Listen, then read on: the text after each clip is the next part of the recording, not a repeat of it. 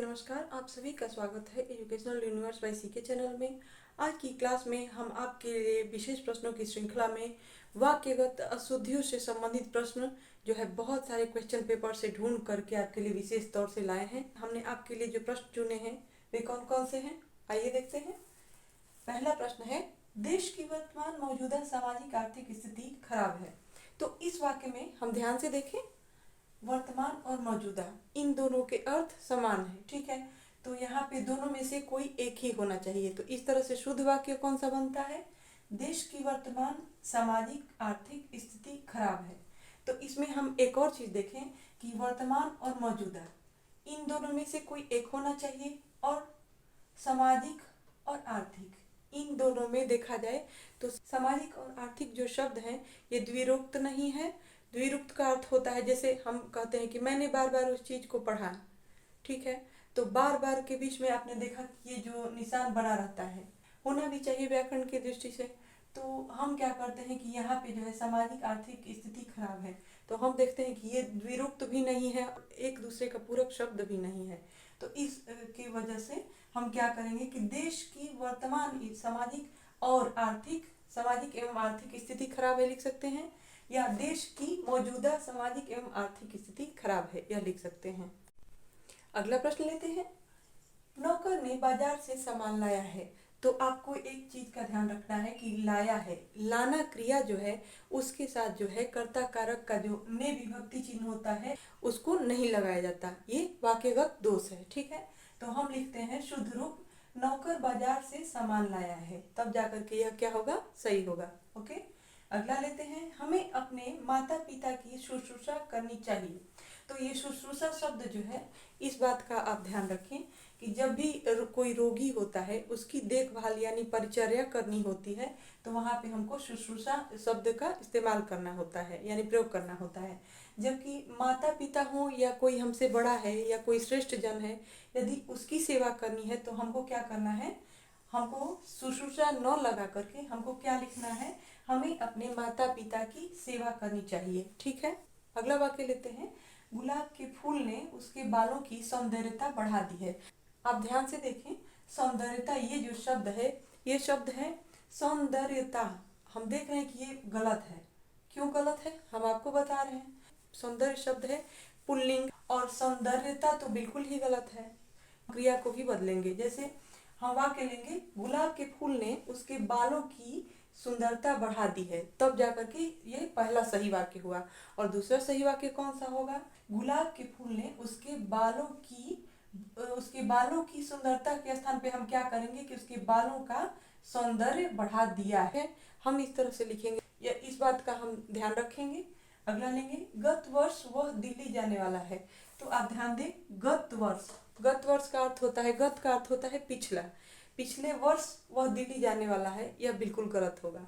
अगले वर्ष वह दिल्ली जाने वाला है, ठीक है, यह भविष्य के लिए कहा जा रहा है, तो यहाँ पे क्या होगा, अगले वर्ष वह दिल्ली जाने वाला है, तब यह वाक्य सही होगा। जबकि गत वर्ष वह दिल्ली गया था, यानी यह जो है पास्ट टेंस का वाक्य हो जाता, तब जाके सही होता। तलवार एक उपयोगी अस्त्र है। इस वाक्य में हम ध्यान से देखें, अस्त्र और शस्त्र में कंफ्यूजन होता है, तो यहाँ पे अस्त्र की वजह से यह वाक्य गलत हो गया है, ठीक है। अस्त्र वह होता है जिसको हम जब चलाते हैं तो वो हमारे हाथ से क्या होता है, छूट के दूर चला जाता है, ठीक है। जबकि तलवार हम जो चलाते हैं तो तलवार हमारे हाथ में ही रह जाता है। जो हथियार प्रयोग करते समय हमारे हाथ से छूट कर दूर जाए तो उसको क्या बोलेंगे, उसको बोलेंगे अस्त्र, ठीक है। अगर यहीं पे तीर होता तो क्या तीर होता या भाला होता तो ये अस्त्र होते हैं, लेकिन जो हमारे हाथ में रह जाता है प्रयोग के समय तो उसको बोलते हैं शस्त्र। तो इस वाक्य को शुद्ध करें, तलवार एक उपयोगी शस्त्र है, ठीक है। अगला लेते हैं, वह तुम और हम साथ चलेंगे। तो हम देखते हैं इसमें क्या गलतियां हैं, ये प्रयोग ही हमको वाक्य की अशुद्धि बताता है। तो हमको क्या करना है, हमको यहाँ पे एक छोटा सा ट्रिक लगाना है, फार्मूला 231। फार्मूला 231 क्या है, यह है 2-3-1 यानी 2-3-1। 2-3-1 का मतलब क्या होता है, 2 का मतलब होता है मध्यम पुरुष, 3 का मतलब होता है अन्य पुरुष, और 1 का मतलब होता है उत्तम पुरुष में आप जानते हैं कि मैं, हम लोग होता है शब्द, और 2 है, 2 में होगा तुम लोग, तुम सब, ठीक है। और 3 जो है इसमें अन्य जितने भी आते हैं सभी तीसरे के अंतर्गत आते हैं। तो यहाँ पे जो है कि थोड़ा सा जो है शब्द में फेरबदल करके हम अपना वाक्य सही कर लेते हैं। पहले सेकंड पर्सन, फिर थर्ड पर्सन, फिर फर्स्ट पर्सन। तो सेकंड पर्सन कौन सा है? तुम, उसके बाद है बारी वह और हम। ठीक है, तुम, वह और हम साथ चलेंगे, यह है हमारा शुद्ध वाक्य। अगला लेते हैं, किसी अच्छे व्यक्ति को भला बुरा कहना चंद्रमा पर थूकने के समान है। तो हम आपको बता दें कि वाक्यगत अशुद्धियों में मुहावरे और लोकोक्तियों का सही प्रयोग न होना यह भी एक कमी है। चंद्रमा पर थूकने के समान है, तो हम 2 मुहावरों को समझते हैं। पहला मुहावरा है चंद्रमा पर उंगली उठाना, ठीक है, और दूसरा है आसमान पर थूकना। तो इन दोनों को तोड़ मरोड़ के यहाँ पे प्रयोग किया गया है। तो हम शुद्ध वाक्य करेंगे तो 2 वाक्य बनते हैं। पहला वाक्य ये, किसी अच्छे व्यक्ति को भला बुरा कहना चंद्रमा पर उंगली उठाने के समान है। और अगला है, किसी अच्छे व्यक्ति को भला बुरा कहना आसमान पर थूकने के समान है। मैंने प्रधान अध्यापक को आवेदन पत्र भेज दिया है। इस वाक्य में हम देखते हैं कि प्रधान और अध्यापक, यहाँ पर जो है संधि होगी। प्रधान और अध्यापक जो अलग अलग लिखा गया है, हम जब सही करेंगे तो क्या होगा? प्रधानाध्यापक। अगले वाक्य में देखते हैं कि क्या दोष है। प्रातः काल के समय टहलना लाभकारी है। तो हम लेते हैं सही वाक्य, प्रातः काल टहलना लाभकारी है, यह शुद्ध है। ठीक है, और के समय जो है यह गलत है। समय जो है इसका पर्याय शब्द है, इसलिए यहाँ पे जो है ये वाक्यगत दोष माना जाएगा। केवल वहाँ 2 लोग थे। तो हम ध्यान से देखें कि हम बोलते समय या लिखते समय बहुत सारी गलतियाँ करते हैं, जबकि एग्जाम में अगर एक नंबर भी अगर गलत हो जाए तो बहुत फर्क पड़ता है। इसलिए हम ध्यान से देखें, केवल वहाँ 2 लोग थे। इस वाक्य में केवल जो शब्द है यह कहाँ होगा? यह जो है वहाँ केवल 2 लोग थे, यह हमारा सही वाक्य होगा। अनेकों लोगों ने सरकारी नीतियों की प्रशंसा की।